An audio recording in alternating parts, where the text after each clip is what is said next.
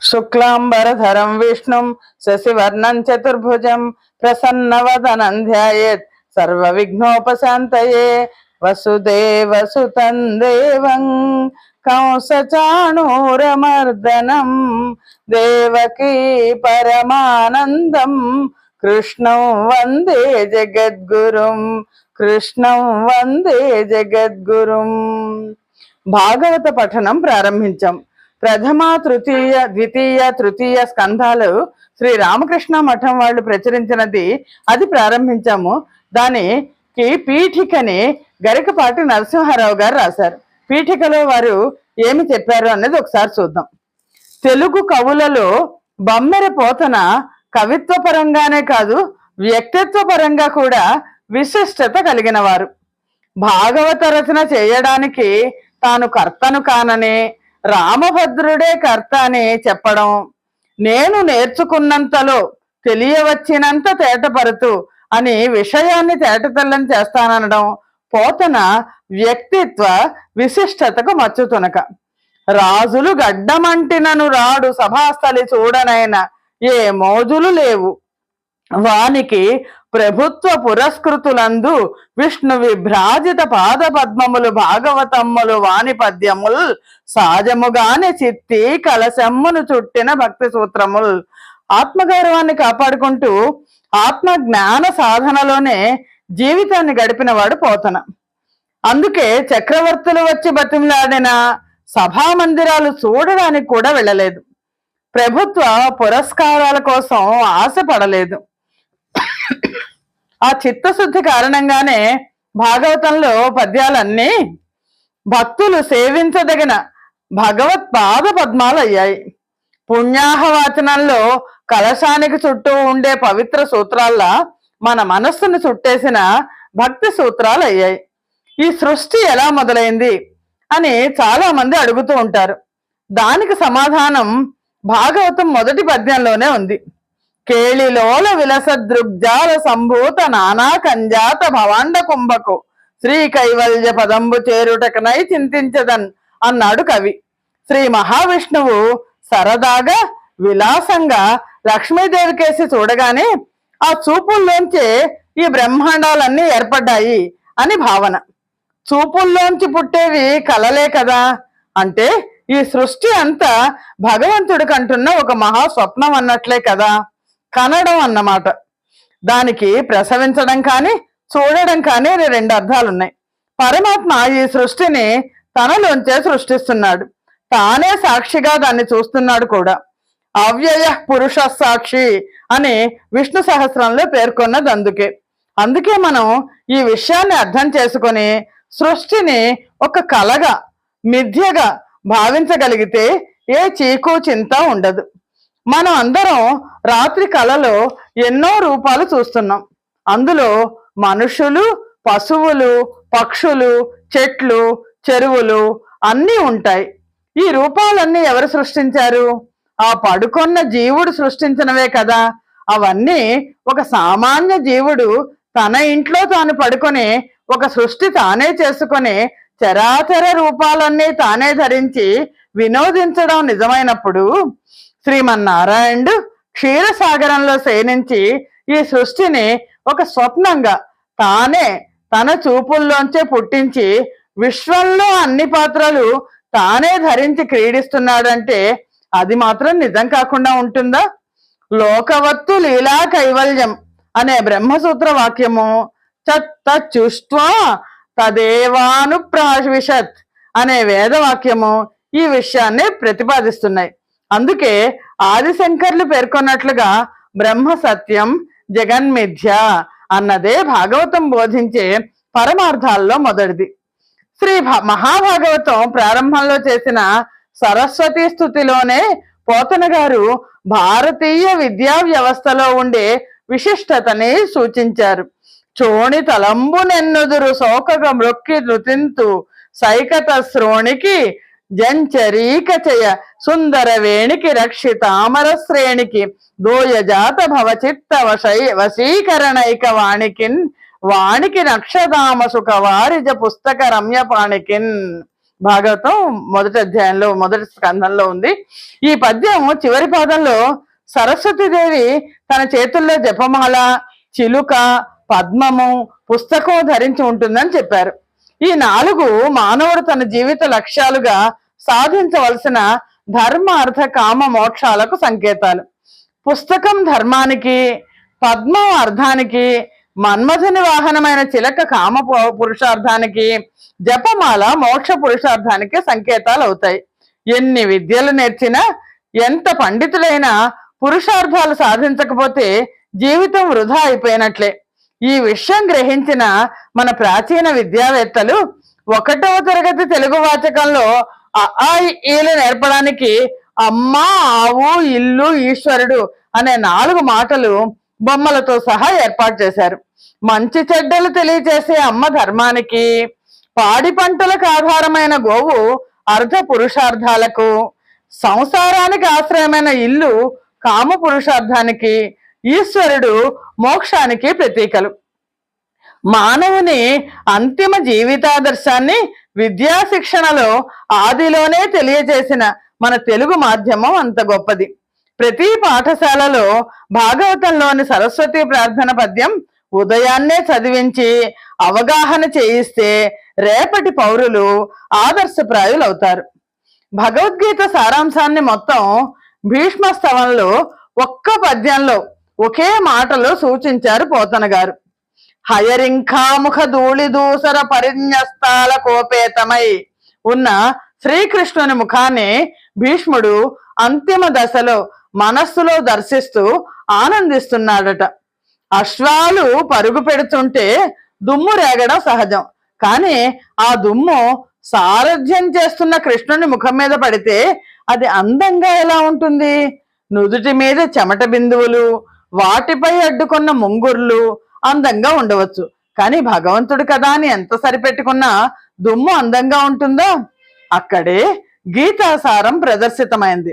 కర్మణ్యే అధికారస్తే మా ఫలేషు కదాచన అని కదా పరమాత్మ చెప్పింది. మన కర్తవ్యం మనం చేసి ఫలితం ఏ రూపంలో ఉన్నా దాన్ని భగవదర్పితం చేస్తే ఆయన ఆనందంగా స్వీకరిస్తానని చెప్పాడు కదా. అశ్వాలు అదే పని చేశాయి. వాటి పని పరుగు పెట్టడమే, దాని ఫలితంగా రేగిందే ధూళి. అందుకే పరమాత్మ దాన్ని నుదుటి మీద అలంకారంగా ధరించారట. భగవద్గీతను అర్జునుడు ఒక్కడే కాదు, అశ్వాలు విన్నాయి. భగవద్ భాష అన్ని జీవులకే అర్థం అవుతుంది కదా. ఇదే భీష్మస్తవంలో కుప్పించి ఎగసిన అనే పద్యంలో ఉరికిన నోర్వక ఉదరంబులోనున్న జగముల వ్రేగున జగతి కదల అంటాడు కవి. మొత్తం 14 లోకాలు ఆయన గర్భంలోనే ఉన్నాయని వేద శాస్త్రాలు ఘోషిస్తున్నాయి కదా. మరి లోపలి లోకాల బరువుకు బయటి లోకం తట్టుకోలేకపోవడం ఏమిటి? బయట 1, లోపల 13 ఉంటే భగవంతుడు పరిపూర్ణుడు కాడు. అన్ని లోపలే ఉంటే తట్టుకోలేక చెలించిపోవడానికి బయట లోకం ఎక్కడ ఉన్నట్లు? అంటే బయట ఒక లోకం ప్రత్యేకంగా ఉందనుకోవడం భ్రమ. అందుకే బ్రహ్మ సత్యం జగన్మిథ్య అన్నారు. కరికి లంఘించు సింగంబు కరణి మెరసి నేడు భీష్ముని చంపుదు అంటూ ఎంత కోపంతో వచ్చిన భీష్ముడు శరణాగతుడై తల వంచి కూర్చున్న చక్రహస్తుడై వచ్చి కూడా పరమాత్మ అతన్ని చంపలేదు. భీష్ముడు జన్మరాహిత్యాన్ని పొందాలనే పరమాత్మ సంకల్పం. అంటే అద్వైత జ్ఞానం పరిపూర్ణంగా పొందాలి. నేను తాను అనే భేద బుద్ధి రవ్వంత కూడా ఉండకూడదు. యుద్ధ సమయానికి తాతగారికి రవ్వంత భేద దృష్టి ఉంది. అందుకే మధ్య శిఖవృష్టి తెరలి తనుదించు దేవుండు నా శస్త్రాహతిన్ జాలనొచ్చి పోరించు మహానుభావుడు అనే మాటలు వచ్చాయి. తాను ప్రత్యేకంగా ఒక అస్తిత్వంతో ఉన్నానని, తాను గొప్ప వీరుణ్ణని, తన బాణాలు భగవంతుని కూడా బాధ పెట్టగలిగాయని ఇలాంటి భావాలు ఆయన మాటల్లో వ్యక్తమయ్యాయి. అందుకే చక్రధారి చక్రం వెనక్కు తీసుకోవాల్సి వచ్చింది. అహం పోయే వరకు అంపశయ్య తప్పదు. మరి విష్ణు సహస్ర ధ్యానంతో అది పోయింది. అప్పుడే ఆయనకు ముక్తి కలిగింది. ఇది భాగవత రహస్యం. తపస్సు చేయగలిగితే అసాధ్యం అంటూ ఏదీ ఉండదు. తపస్సులో మన జీవాత్మ విశ్వాత్మలో నిలిచి ఉంటుంది. అప్పుడు విశ్వం అంతటిని అది ఆ వ్యక్తి శాసించగలుగుతుంది. ఆ తపోమయ స్థితి నుండి బయటకు వస్తే విశ్వంలో ప్రతి దానికి భయపడుతుంది. అందుకే ఏవేవో కోరికలతో తపస్సు చేసే వ్యక్తులకి దేవతలు తొందరగా ప్రత్యక్షమై ఆ కోరికలు తీర్చేసి బయటపడేస్తారు. లేకపోతే ఆ తపస్సు విశ్వ ప్రళయాన్ని సృష్టించే ప్రమాదం లేకపోలేదు. ప్రహ్లాద చరిత్రలో ఈ విషయం తెలిసింది. ఆ రాక్షస రాజు హిరణ్యకశిపుడు తీవ్రంగా తపస్సులో మునిగుండగా పర్వతాలతో సహా భూమి కంపించిపోయిందట. సముద్రాలు సంక్షోభించిపోయాయట. ఆకాశంలోని గ్రహాలు నక్షత్రాలు అన్ని చెల్లా చెదరైపోయాయట. దిగంతాలు దగ్ధమైపోతున్నాయట. సకల జీవరాశికి ఊపిరి ఆగిపోయిందట.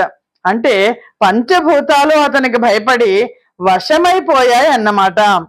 అంతట శక్తిని మౌనంగా ధ్యానంలో ఉండి సాధించగలిగిన ఆ పెద్ద మనిషి బ్రహ్మ ప్రత్యక్షం కాగానే కోరిన వరాలేమిటి?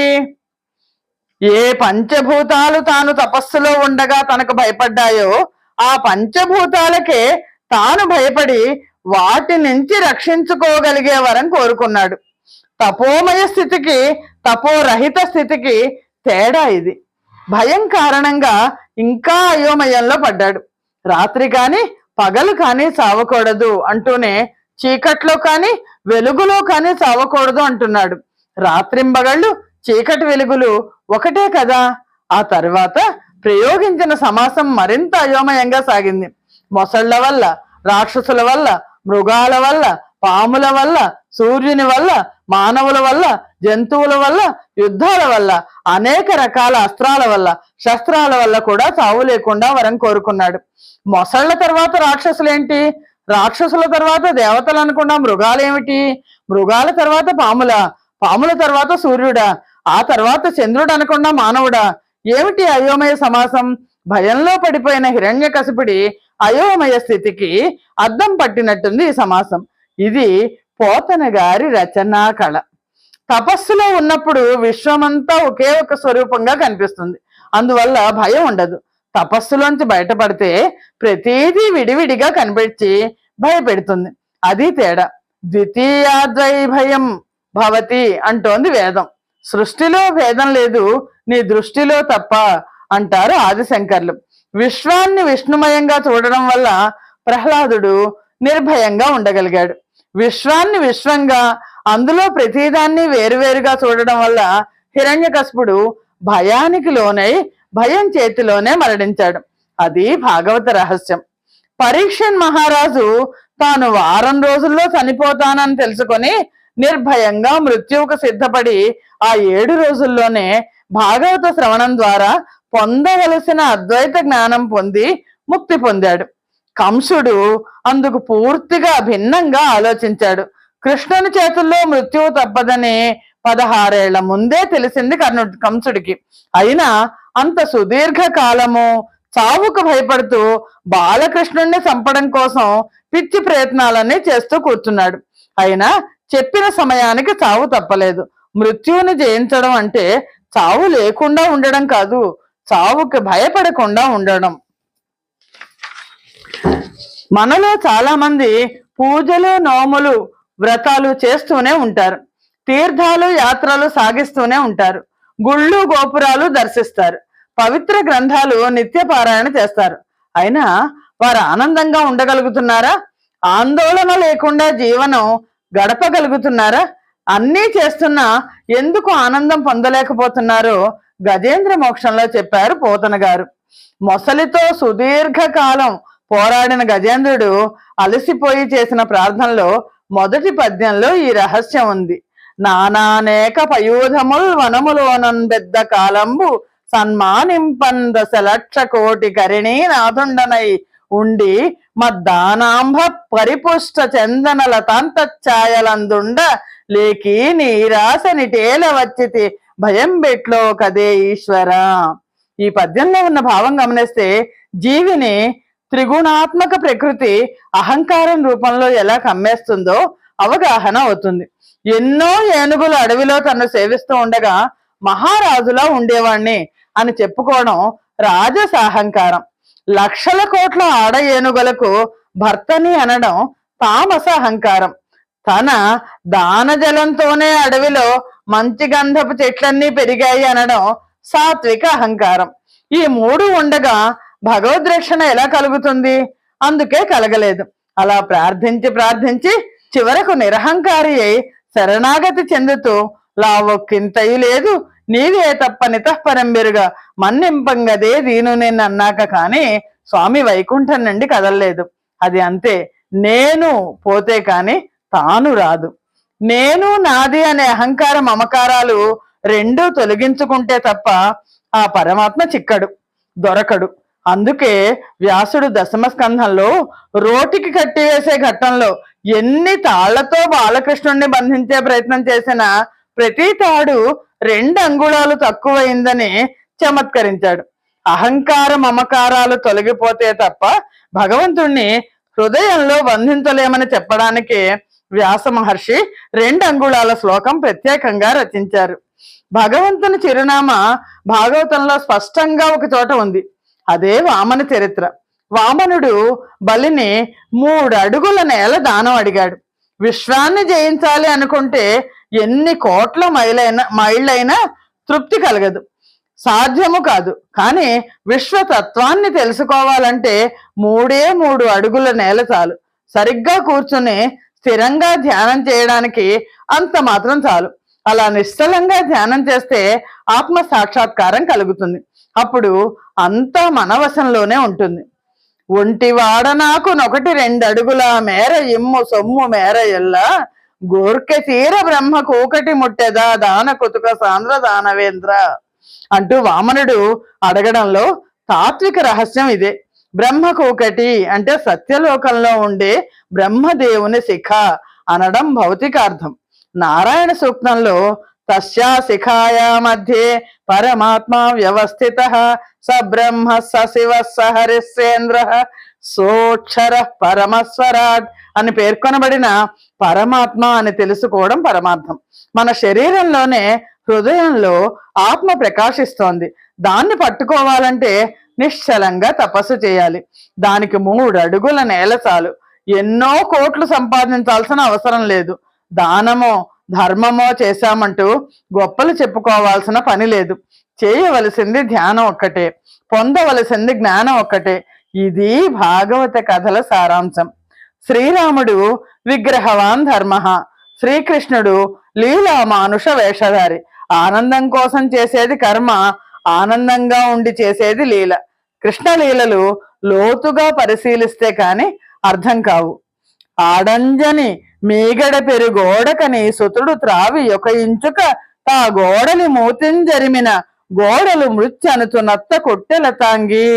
భాగవతం దశమ స్కంధంలో ఉంది ఇది. మీగడ పెరుగంతా తాను చెలికాళ్ళు కలిసి తాగేసి పోతూ పోతూ కోడలి మూతికి కొంత రాసిపోయాడట. దాంతో పెద్ద గొడవ అయిపోయింది. అత్తా కోడళ్ళ మధ్య కురుక్షేత్ర సంగ్రామానికి తెరలేచింది. ఇక్కడ దేవుడు చేసిన లీల తెలుసుకోలేక జీవులు తామే దానికి కర్తలని వాదులాడుకున్నారు. నిజంగానే కురుక్షేత్ర సంగ్రామాన్ని తామే తెచ్చిపెట్టుకున్న కౌరవ పాండవ వీరులనే జీవులు ఆ నేరాన్ని దేవుని మీదకు నెట్టేశారు. గాంధారి ఆ భావంతోనే తీవ్ర క్రోధంతో యదువంశం నాశనమైపోతుందని చెప్పించింది. పరమాత్మ పరమ శాంతంగా ఆ శాపాన్ని దోసిలి పట్టి స్వీకరించి అనుభవించారు. అహంకార మమకారాలు పట్టి ఉన్నంత కాలం ఏది దేవుడి లీలో ఏది జీవుడి కర్మో తెలుసుకోవడం కష్టం. బృందావనంలో చల్దులు తిన్న ఘట్టంలో మరో పరమార్థం పద్య రూపంలో వ్యక్తం చేశారు పోతన గారు. కృష్ణం చూడు మనుచు గికురించి పరుమ్రోలి మేలి భక్ష్యరాశి మసగునకడు. అందరూ రకరకాల మధుర పదార్థాలు పంచుకుంటూ ఆనందిస్తుంటే ఒకడు పక్కవాడిని మాయ చేశాట. అదిగో ఆ కృష్ణుడిని చూడు ఎంత అందంగా ఉన్నాడు, భోజనంలో ఏముంది, ఎప్పుడు తినేదే అని మాటల్లో పడేసి వాడు అవతల వాడు బాలకృష్ణుడిని చూస్తూ తన్మయుడైపోతూ ఉండగా వాడి విస్తరలో ఉన్న పిండి వంట వీడు తినేసి తాను వాడిని మాయ చేయగలిగాన్ని సంబరపడిపోతున్నట్ట. నిజానికి మాయలో పడింది వీడే. వాడు పరమార్థాన్ని ఆస్వాదిస్తున్నాడు, వీడు పదార్థాలు రుచి చూస్తున్నాడు. అంతిమంగా భాగవత పఠనం ద్వారా మనం తెలుసుకోవాల్సింది అదే. పదార్థాల మాయలో పడకూడదు, పరమార్థాన్ని అందుకోవాలి. ఈ పీఠికని రామకృష్ణ మిఠం వారు రచనించిన శ్రీ మహాభాగవతానికి మహాసహస్రావధాని డాక్టర్ గరికపాటి నరసింహారావు గారు రాశారు. స్వస్తి ప్రజాభ్య పరిపాలయంతాం న్యాయేన మార్గేణ మహిమహేషాః గోబ్రాహ్మణేభ్య శుభమస్తు నిత్యం లోకా సమస్తా సుఖినో భవంతు. సర్వం శ్రీకృష్ణార్పణమస్తు. జయ శ్రీకృష్ణ.